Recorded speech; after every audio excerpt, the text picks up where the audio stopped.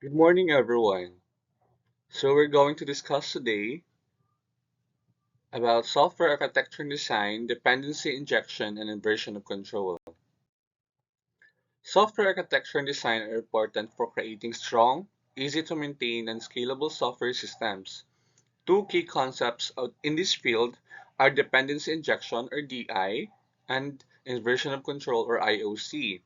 In this presentation report, we'll explore this concept, their importance, principles, and real-world examples. Let us know what is dependency injection.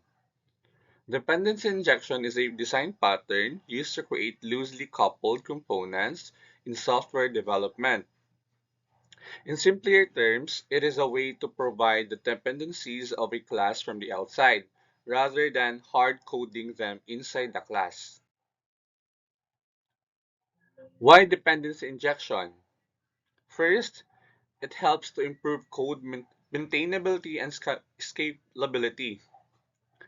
Second, facilitates unit testing by allowing easier mocking of dependencies. Lastly, encourages modularization and decoupling of components, leading to more flexible and reusable codes.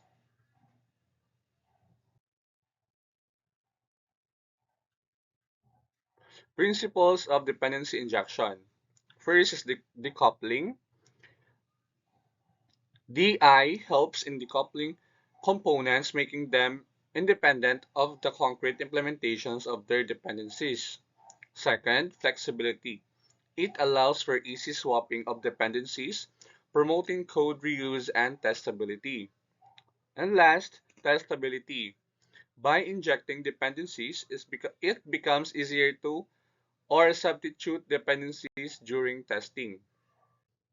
In C Sharp, dependencies can be injected into a class through constructor injector, property injector, or method injection.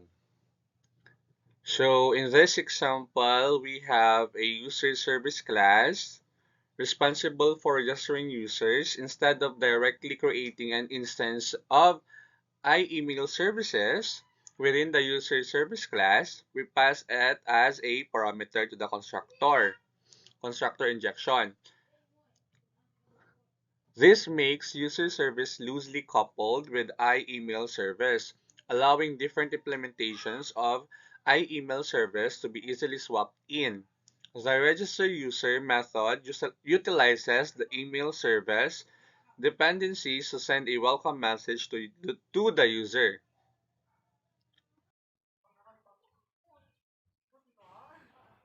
What is inversion of control or IoC?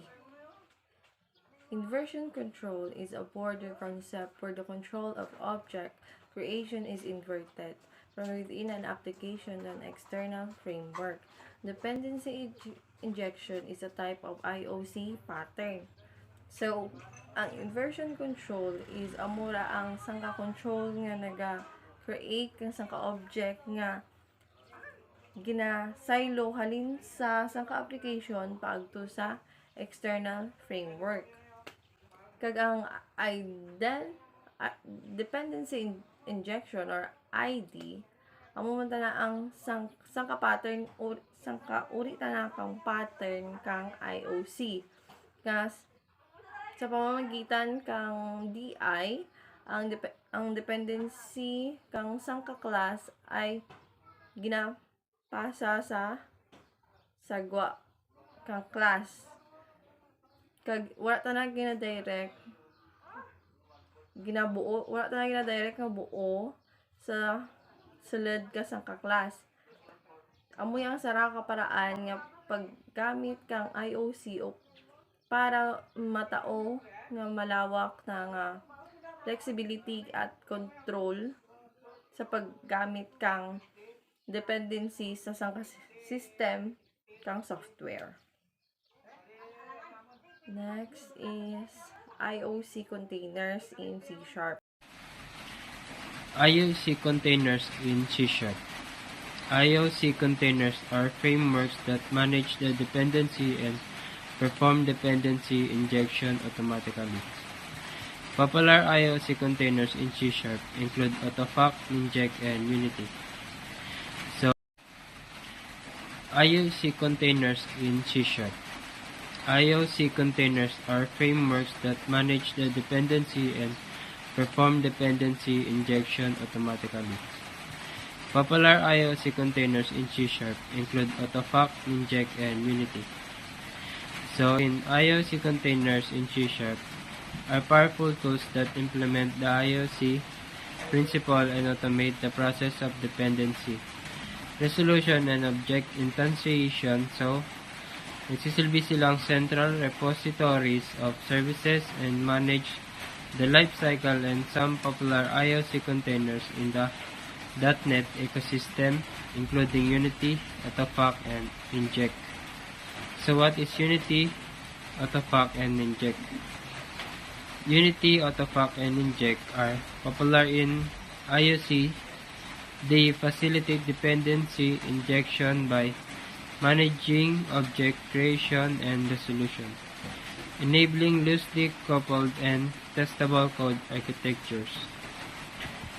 Principle of inversion of control. Loose coupling. IoC promotes loose coupling between components by removing the responsibility of component instantiation and management. Abstraction. It encourages the use of abstractions interfaces, allowing for flexibility and extensibility. Encapsulation. Components are encapsulated with their dependencies, enhancing modularity and maintainability. Loose coupling in the principle of inversion of control refers to reducing dependencies between components and allowing them to be more independent and easily interchangeable. Abstraction involves hiding the complex implementation details of components behind simple interfaces, while encapsulation ensures that a component's internal state is not directly accessible, maintaining control over how it is modified.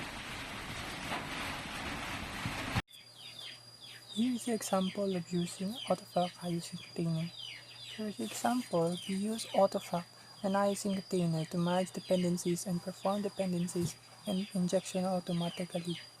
So, we register ang email service and also ang user service sa container and specify kung anong interfaces by email services and user services or respectively. To the container build method builds the container with the register service.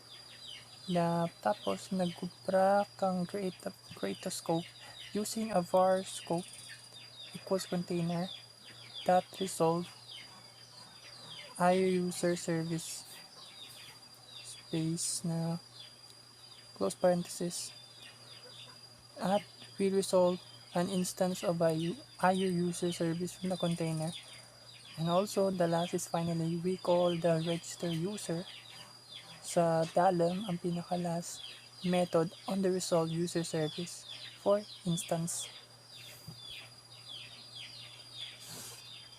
So, next is benefits of the inversion control.